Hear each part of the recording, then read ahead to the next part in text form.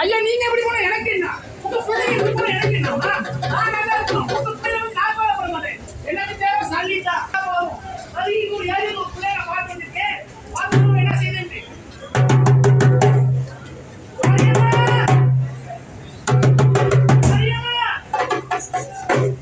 அண்ணே வந்துட்டீங்க நானே உங்களை தானே பார்த்துக்கிட்டு இருந்தேன். அதான் ரெடி ஆகுமா கோயிலுக்கு போகணும். குடும்பத்துக்காக கோயிலுக்கு போறேன். யாருக்கு தெரியும் ஒன் கஷ்டம். வாங்க போ பேசிடுமா. நான் வந்துட்டேனே சொல்லிட்டு வரேனே. அம்மா மாமரே எல்லாம் பாத்தீங்க. நான் போறேன் போறேன். ஏ பிள்ளைய நீங்க தான் கவனமா பாத்துக்கணும். நான் போயிட்டு வரேன்.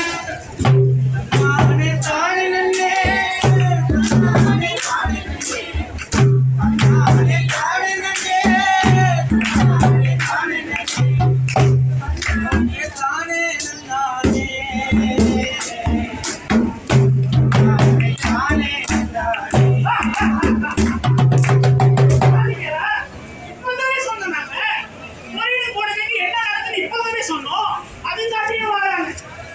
அங்க வேலைக்கு போறவங்க கூட உண்மையான குடும்ப வேலை எஜமானியோட வீட்டுல மாமியாரை நம்பி யாரையும் விட்டுட்டு போக வேண்டாம்.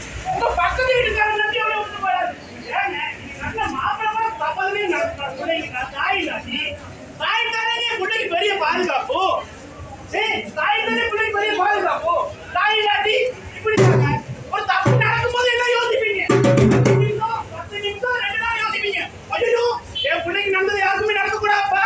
என் புள்ள பக்கத்துலயே எல்லாம் அடிக்கிறீங்க. ஆனா 2 மாசம் 3 மாசம் அதுக்கு பிறகு எல்லாம் மறந்துடுறீங்க. எல்லாத்தையும் மறந்துட்டு பழைய தேடி கதை தோறிட்டு அது போய் எல்லாம் போயிட்டு போயிருங்க. எல்லாரும் போயிட்டு போயிருங்க. விளங்குதா? நாடு நம்ம விளங்குதாங்க.